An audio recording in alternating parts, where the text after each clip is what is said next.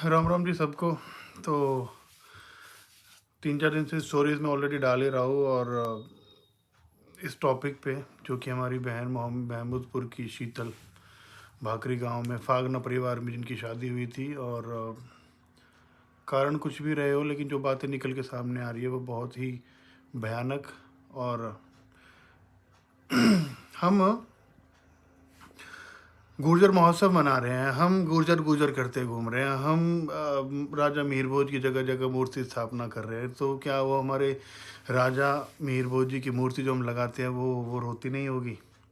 ये तो हमारे घर की बात हो रही है, ये किसी बाहर वाले की तो बात नहीं है। जिन्होंने किया वो भी अपने थे, जिनके साथ हुआ वो भी अपने थे।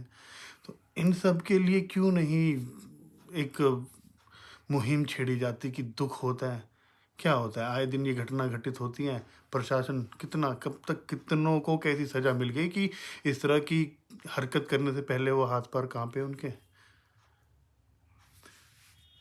शीतल की फोटोज बस मुझे एक एक ही सवाल बार बार पूछ रही है, जो मुझे 3-4 दिन से बड़ा परेशान कर रही है। वो ये कि मेरी गलती क्या थी। माँ बाप ने जहाँ बोला वहाँ शादी कर ली, जैसा परिवार ढूंढा हंसी खुशी चली गई इस परिवार में। वहाँ उन लोगों ने जिस तरह की प्रताड़ना दी उसने सहा।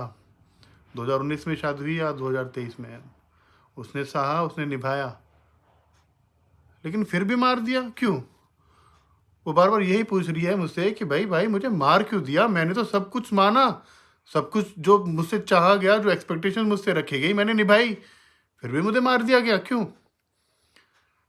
पहली बात तो मुझे ये समझ में नहीं आती कि जिस परिवार में आप अपनी बेटी की शादी कर रहे हो, वो परिवार अगर पहले ही डिमांडिंग है दहेज जैसी चीज को लेके, तो काय को रिश्ता करना? इतनी सी नहीं है दुनिया, बहुत बड़ी है। क्यों करना उस परिवार में रिश्ता? और जब शादी कर दी उसके बाद दहेज के नाम पे 40-42 लाख रुपए और आप दे चुके हो, शादी ब्याह में फिर आप 10-12 लाख रुपए दे चुके हो। तो आप तो उस परिवार को सह दे रहे हो जो ऑलरेडी गलत है। बेटी की कहाँ सुनी? वो तो कहती रहेगी कि ये लोग नहीं ढंग से रख रहे, मुझे ठीक नहीं रख रहे, मेरे साथ ये दिक्कत आ रही है। उन चीज़ों को इग्नोर मार के आप उसी परिवार को सपोर्ट कर रहे हो कि नहीं ठीक है। समझ में आता है रिश्तेदारी में मदद होती है, लेकिन मदद वहाँ होती है जहाँ आपकी बेटी की भी इज्जत हो रही हो। कहाँ कुछ ज़्यादा मांगती है बेटियाँ, एक वैल्यू तो मांगती हैं, वो भी अगर नहीं मिल रही तो फिर क्या बचा? उसकी एक एक फोटो बस मुझे यही पूछ रही है कि भाई मुझे मार क्यों दिया, मेरी गलती क्या थी? शादी जब होती है जो बड़े बड़ी पगड़ियां और बड़ी बड़ी मूंछों से बुरी लगेगी आपको, लेकिन आप सहमत होगे मेरी बात से कि बारात जब आती है, दूल्हे के बग्गी पे बैठने से पहले, गांव में घुसने से पहले, उन बड़े बड़े सरदारों का सम्मान होता है कि चलो बारात को लेने चलो भाई। तो पहले गांव में उनको बुलाया जाता है कि हाँ जी आप चलो, जाते हो ना बारात की मिलाई में, फिर वो दूल्हा बग्गी पे बैठता है। तो जब पहले सम्मान आप लोगों का हुआ है, जो पंच बनते हैं, अब कहाँ गायब हो जाते हैं? उस शादी में आप भी तो शरीक थे, लेकिन मर गई तो मर गई, गायब, किसी को कोई फर्क नहीं पड़ता। सिर्फ एक झूठा सम्मान चाहिए होता है आपको।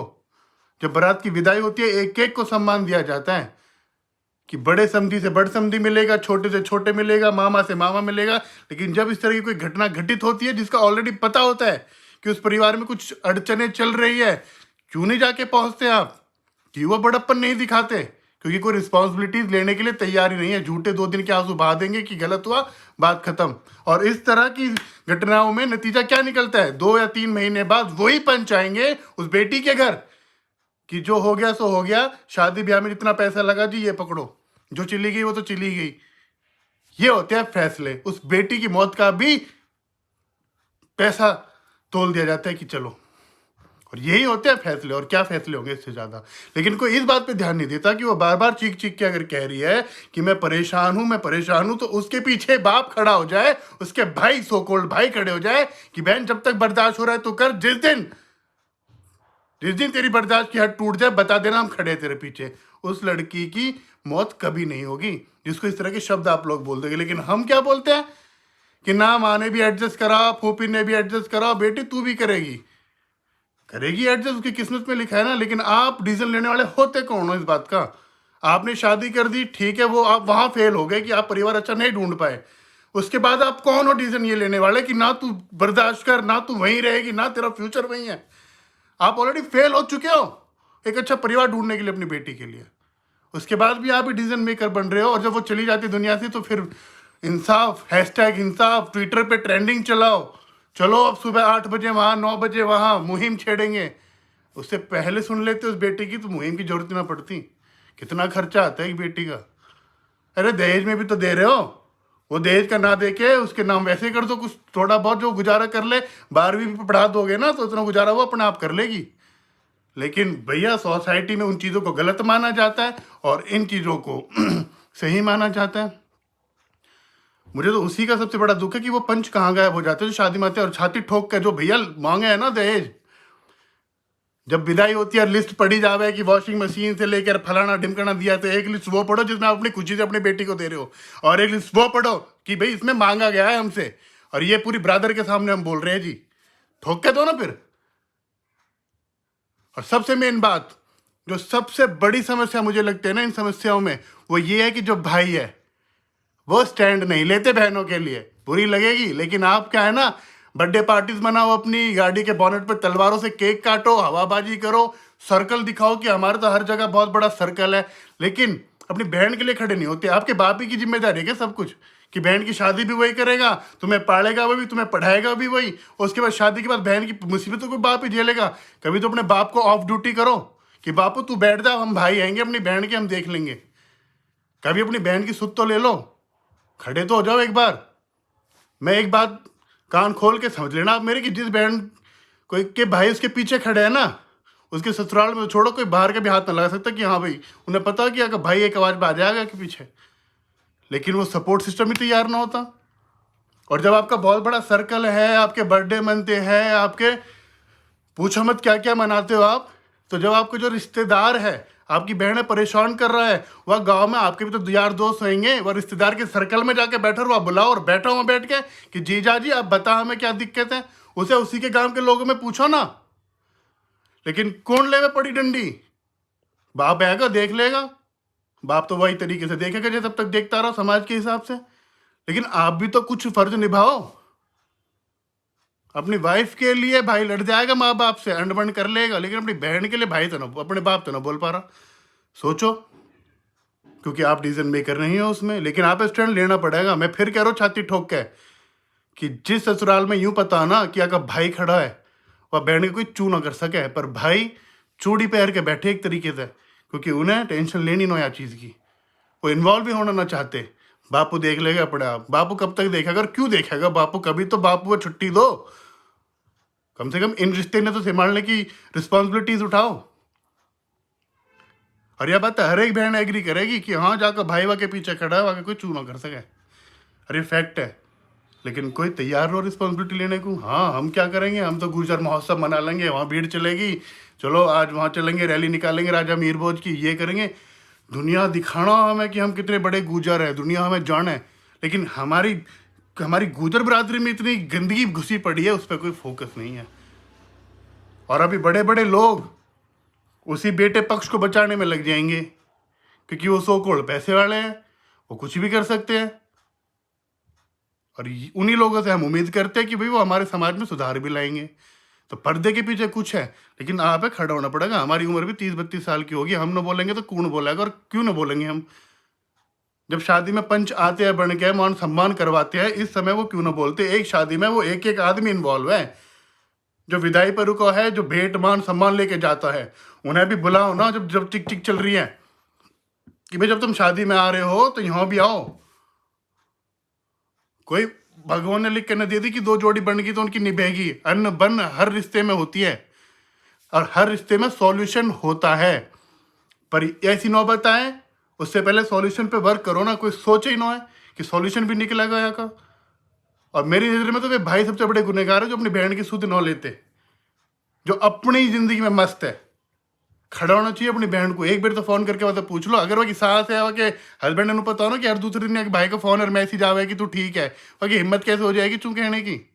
और अगर तुम्हारा वो सो कॉल्ड रिश्तेदार है, जो तुम्हारा जीजा अगर परेशान कर रहा हो ना, तुम्हारी बहन है, तो कहीं तो उसका सर्कल होएगा, वो ऑफिस भी जाता होएगा, वो कहीं बाहर भी मरता होएगा, वहाँ के गाँव में भी यार दोस्त होंगे, उनमें बैठ के मतलब बात करो। और जो आपको सो कॉल्ड सर्कल है उनमें ले जाके वहाँ बैठा के बात करो कि जीजा आप बता हमें ढको मत, बात ना उगाड़ो। अगर आपके वे बहन के घर वाले ही ससुराल वाले उगाड़ना चाह रहे बात ना, तो आप भी उगाड़ो। बहन है कि अर्थी ना हाथ देने तो बढ़िया है, बातन पे बात कर लो जो चल रही है, मत इग्नोर मारो। और ये बहुत ज़रूरी है, इन बातों पे आवाज़ उठानी बहुत ज़रूरी है। और मैं फिर कहूँगा, जो इंसान पंच बने, पगड़ी पहने, तो वाह, पगड़ी का मान सम्मान रखना चाहिए, उसे अपनी बात रखनी चाहिए, उसे रिस्पॉन्सिबिलिटी उठानी चाहिए। खाली बेवजह के इनवलप लेकर बारात में तो वापस मत आ जाओ। वहाँ की कदर समझो कि बेटी वाले ने अगर आपको सम्मान दिया है तो वहाँ की बेटी की भी रिस्पॉन्सिबिलिटी है आपके ऊपर कि आप ध्यान रखो अगर कोई चूची पटाख हो रही है तो। लेकिन किसे क्या फ़र्क पड़ता भाई, किसी का कोई फ़र्क ना पड़ता। लेकिन आप कहीं ना कहीं स्टैंड लेना पड़ेगा, जितने भी भाई है अपनी बहन के लिए। बापर ने छोड़ दो, उन्हें छुट्टी दे दो, उन्हें शादी कर दी, अच्छा परिवार ढूंढ दिया, न ढूंढ दिया, खत्म। लेकिन होली दिवाली हम देने जाते हैं, जावे है ना, बहन के शक्कर चावल देने जा रहे हैं, दिवाली देने जा रहे हैं, भाई दूज पे जा रहे हैं, राखी पे। ये कहाँ है, ये यही मारे तो है कि भैया शुद्ध लेता रहे अपनी बहन की, अगर रिश्ता नौ टूटे ब्याह के बाद। लेकिन ये तो बस खोमो खोम के रह गए ना, नॉम के रह गए। इनके पीछे की जो जो मेन पर्पस था वो खत्म ही हो चुका। ध्यान देना पड़ेगा, आप इन्वॉल्व होना पड़ेगा अपने बहन के परिवार में, अपनी बहन की ज़िंदगी में भी। शादी के बाद पल्ला झाड़ना मत करो यार, ऐसे बहुत घर बर्बाद हो चुकी है यार। कोई फैसले ना मिलते, ना प्रशासन देता, ना कोई शासन देता, ना कोई नेता राजनेता देता, किसी कोई फैसले ना मिलते, खुले घूमते हैं इस तरह के लोग। लेकिन हमारा हक बना है और हर गांव में रिस्पॉन्सिबिलिटी उठानी पड़ेगी। अगर किसी के गांव में किसी बाहर की बेटी के इस तरह का अत्याचार हुआ है तो वह गांव में स्टैंड लेना पड़ेगा कि ऐसे लोग हैं ना गांव से बाहर करें। आप उठना पड़ेगा, आप बोलना पड़ेगा। आप नाड़ नीचे करके मुंह बंद करके ना बैठ सकते। आपके अंदर की आत्मा रोएगी कि एक बेटी हमारे गांव में मार दी गई। आपके गांव के ये ना वे, उनके बीच में आप बोलना पड़ेगा। आप उनको हुक्का पानी बंद करना पड़ेगा, उनका ऐसा बहिष्कार करना पड़ेगा कि आने वाली 7 पीढ़ी याद रखेगी कि हाँ, उनके बाप दादा ने कितने जुल्म कराया। लेकिन स्टैंड उठाना पड़ेगा ना। बुराई मिल रही है, मैं क्या अच्छा काम कर रहा हूँ, मैं बुराई की क्या सोच रहा हूँ? बुरा तो न कर दिया ऑलरेडी एक बेटी की गल। तो ये खोमो खोम जो चला है ना, ट्रेंडिंग गुजर गुजर हुटिंग हो रही है, ये रही है, अपने अंतरात्मा तो पूछना कि एक्चुअल में है कुछ ऐसा हमारे भीतर कि जहाँ पे हम प्राउड कर सके जब हमारी बहन बेटी ऐसे मार दी जावे, दहेज के ऊपर, पैसान के ऊपर। छोड़ यार, बंद कर।